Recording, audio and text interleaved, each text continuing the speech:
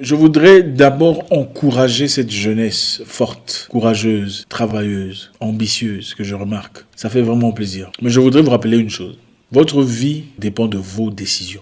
Autant il y a un zeste de destinée, une partie qu'on ne contrôle pas nécessairement. Mais 80% des choses qui vous arrivent dans la vie sont nécessairement impulsées, si pas essentiellement, par vos décisions.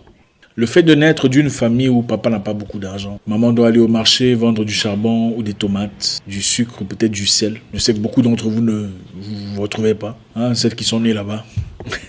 Mais beaucoup se reconnaissent, je sais. Ce n'est pas de votre faute. Je répète, le fait de naître d'une famille où il a été difficile financièrement, économiquement, où on a été obligé de rentrer à la maison parce qu'on n'a pas eu d'argent pour payer à l'école. Je ne sais pas s'il y a certains qui se reconnaissent. Ce n'est pas de votre faute. Le fait de ne pas avoir eu les habits, les vêtements, les bijoux, les accessoires de vos amis n'est pas de votre faute. Mais rester dans la même position à l'âge adulte, vivre et grandir et rester dans les mêmes circonstances, les mêmes problèmes d'argent, les mêmes difficultés économiques est votre responsabilité.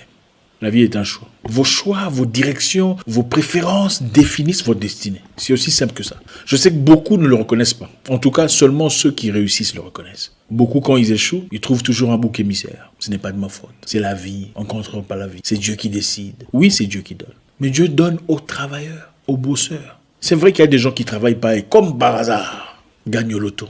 C'est quoi le pourcentage ? Le Créateur a donné en chacun de nous une sémence de grandeur, une sémence positive. Il est de votre responsabilité de l'arroser. Aujourd'hui, je vais vous présenter quelques éléments, quelques personnes très intéressantes dans l'histoire. Des gens clairement destinés à la misère, mais qui ont pu, malgré tout, renverser la vapeur. Je vous le dis souvent, je vous le répète souvent, mes frères, pour savoir où on va dans la vie, il faut savoir d'où on vient. Il faut connaître son histoire, l'histoire de son pays. Pas seulement sur le plan superficiel, mais en profondeur. Qu'est-ce qui s'est vraiment passé ? Il faut connaître l'histoire de son ethnie, l'histoire de sa tribu. Oui, c'est très important. Vous avez un ancêtre commun quelque part. C'est lequel ? Quelles ont été les difficultés auxquelles vous avez été confrontés ? Aujourd'hui, je vais vous parler d'un monsieur très intéressant au nom de George Washington Carver. George Washington Carver était un Afro-Américain né des parents esclaves. Après une insurrection, ses parents ont décidé de fuir avec lui. Vous savez, à l'époque de l'esclavage, c'était très compliqué. Les maîtres de ses parents ont envoyé des gens pour aller chercher ses parents et lui, pour les ramener au champ. Mais après plusieurs jours de recherche, on n'a malheureusement jamais trouvé sa mère.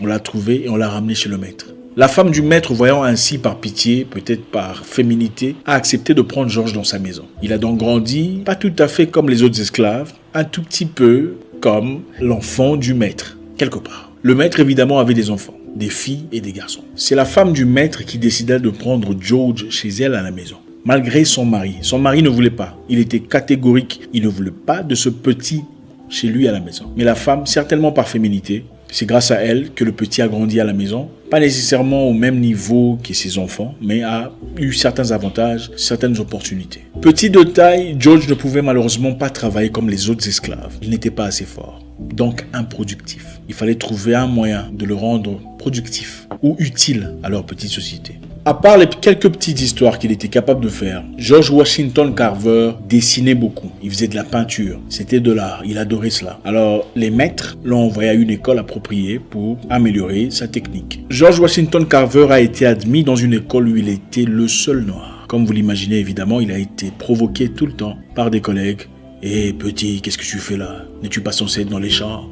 Très répétitivement. Et il avait comme professeur une dame catégorique, une vraie raciste, qui n'avait pas de temps à perdre avec lui. Les corrections étaient toujours brutales. Son assistance ressemblait plus à une interpellation qu'à une aide. Les dessins de George Washington Carver étaient souvent relatifs aux arbres, aux forêts, aux champs, aux plantations et à tout ce qu'il y avait de naturel. Et la professeure méchante avait remarqué cela. Et pour casser son envol, elle lui dit « Pourquoi ne vas-tu pas dans les champs faire quelque chose dans les champs ?» Ça tirait beaucoup mieux. Je pense qu'il y a des écoles de déguerpir le petit. C'était une façon très gentille de le renvoyer, sans vraiment l'avouer. Il est parti et n'a pas résisté. C'est vrai qu'il avait de la passion pour les arbres. Il est parti à une école d'agriculture. Et après avoir bossé très dur, passé des nuits blanches, à lire, à apprendre, à écrire, à se développer, il est devenu le premier Américain noir à obtenir un Master's Degree en Agriculture Science. Is the $1,000 Humanitarian Award to Dr. George Washington Carver, renowned Negro scientist.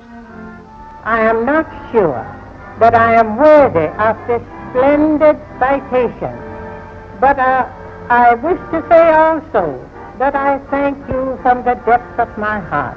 Aussitôt que tu te lanceras dans une activité ou une chose qui changerait ta vie pour le meilleur, quelqu'un viendra avec des faits et des preuves et de la connaissance, de l'expertise pour te dire combien tu as fait un mauvais choix. Combien tu n'es pas assez adapté, pas assez courant, pas assez équipé, pas assez intelligent pour faire ce que tu as envie de faire. Tout ce qu'il y a de bien, de positif, d'enrichissant, tout ce qu'il y a de grand fait face à une forte résistance. Il était tellement amoureux de ce qu'il faisait qu'il passait tout son temps dans un laboratoire à rechercher sur les plantes, les fleurs, à voir en profondeur, à développer des nouvelles techniques. Vous savez, c'est bien de planter, c'est naturel, ça nourrit la population. Mais quand vous plantez excessivement certains produits dans vos champs, vos terres perdent leur substance. Elles deviennent stériles, incapables de produire. Oui, la terre a besoin d'éléments nutritifs pour produire efficacement ce que vous plantez. Les tomates, les bananes, Je vous rappelle qu'en Amérique, on produisait excessivement du coton pour faire de l'argent.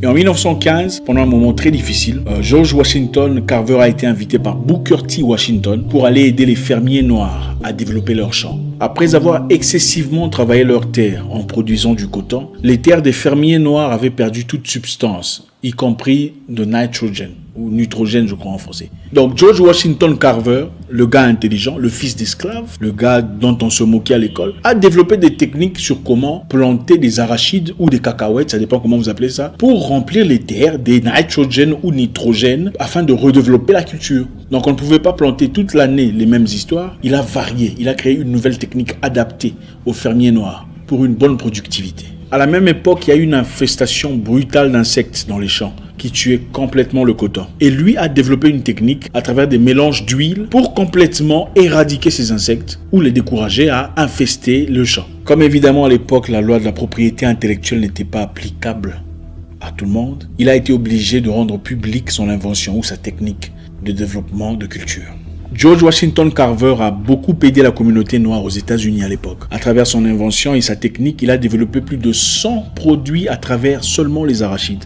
Il a été le promoteur, la première personne qui a initié le développement de la pâte d'arachide aux États-Unis, en masse. Qui connaît la voiture Ford américaine? Grosse voiture, gros moteur. Un Ford était inventé par Henry Ford, la première voiture produite en masse aux États-Unis. La Ford a aussi, à l'époque, pendant qu'on cherchait encore de moyens de combustion, donc on essayait de voir qu'est-ce qu'il faut utiliser. Est-ce que carburant, on doit utiliser le pétrole, donc là c'est l'essence, ou autre chose. Ford de départ a aussi utilisé la biofuel, biocarburant.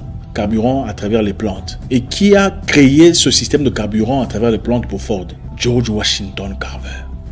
Il a joué un rôle très important au développement de Ford, les premières voitures Ford à l'époque.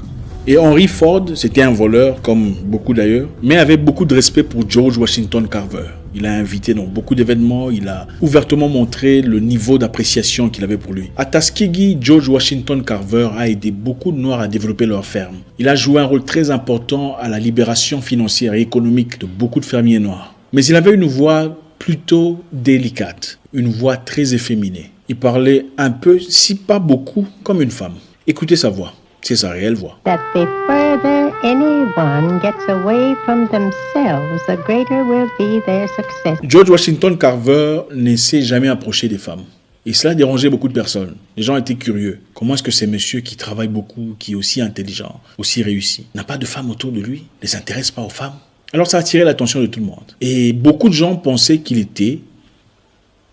Et ça posait beaucoup de questions. Beaucoup s'en moquaient, beaucoup en faisaient toute une histoire. Alors pourquoi n'était-il pas intéressé par les femmes? Pourquoi n'y avait-il pas des femmes autour de lui pour un monsieur si réussi? Une idée? En réalité, George Washington Carver, quand il était tout petit, à la mort de ses parents, le monsieur avait refusé de le prendre. Il a dit qu'il le prendrait en une seule condition, de l'avoir comme un animal.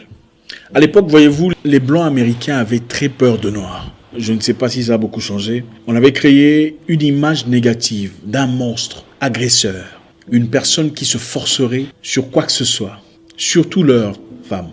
Et il fallait nécessairement qu'il soit pour entrer dans cette maison. Le maître avait peur pour ses enfants, pour ses filles. Il ne voulait pas d'un petit noir ayant toutes ses facultés. Voilà pourquoi il était tel qu'il était. Voilà un homme qui, malgré toutes ses difficultés, tous ses soubresauts et revers, a pu surmonter tout ce qu'il avait comme affront. On le célébrera 60 ans plus tard. C'est comme ça qu'on fait là-bas. Tu meurs d'abord, on ne dit rien sur toi. 60 ans, 50 ans, 100 ans après, alors là on parle de toi. Voilà. Henry Ford est connu comme le premier producteur en masse des voitures aux États-Unis. Mais avant lui, il y avait Peterson Car Company, une entreprise d'un noir dont personne ne parle. Que personne ne vous dise que vous êtes incapable ou que vous n'avez pas d'histoire. Ou que les soubresauts et les difficultés auxquelles vous êtes confrontés vont nécessairement vous limiter. Absolument pas. Peterson Company était une entreprise emphatique déjà avant Henry Ford. Et leur production, leur voiture, comparée à la Ford, la première, était de meilleure qualité. Peterson Car Company était déjà une entreprise emphatique avant la Ford. Écoutez, la vie n'a pas de formule exacte. Beaucoup d'Afro ont produit beaucoup de choses importantes, ont seulement été victimes d'usurpation. Prenons Raleigh Jones par exemple. Raleigh Jones était un esclave. Il a travaillé dur dans sa vie. Il a traversé des moments très compliqués. Né des parents esclaves. Au départ, c'était un coiffeur. Ensuite devenu conducteur de cheval. Après devenu propriétaire de train. Railroad. Esclave, coiffeur, conducteur de cheval ou cavalier, propriétaire de railroad. Quel parcours! C'est ça l'entrepreneuriat. Esclave, coiffeur, cavalier, propriétaire de railroad. Il faut avoir le courage de ne pas vous limiter par vos circonstances, par les difficultés que vous traversez, par la peine que vous vivez. Chaque histoire vient dans notre vie pour une raison bien précise. Mais qu'aucune difficulté ne vous déroute ou ne vous décourage, du moment que vous êtes certain de ce que vous faites. Mon message est très simple, chers frères. Peu importe d'où vous venez, de quelle ville ou village vous êtes, si vous êtes déterminé, vous avez une idée claire, une direction claire, des idées claires, restez concentrés sur vos objectifs. Écoutez, certaines personnes naissent avec des avantages, ça c'est clair. Mais la vie de personne n'est écrite du début à la fin. Personne. Vous avez le stylo de votre vie. C'est vous qui écrivez votre propre destinée. C'est vous qui écrivez votre propre histoire à travers vos choix, à travers votre direction, à travers votre détermination. J'espère qu'on a appris quelque chose aujourd'hui. En tout cas, ça fait toujours plaisir de partager avec vous. On ne pourra malheureusement pas rajouter, on ne peut malheureusement pas condenser dans cette petite vidéo. Laissez un commentaire, dans l'amour toujours. Il faut demander aux voisins comment ça va. Faites du réseautage sur place. Là. On ne sait jamais dans la vie. Vous pouvez rencontrer un partenaire de vie, un partenaire de travail ou quoi que ce soit, on ne sait pas. Au revoir.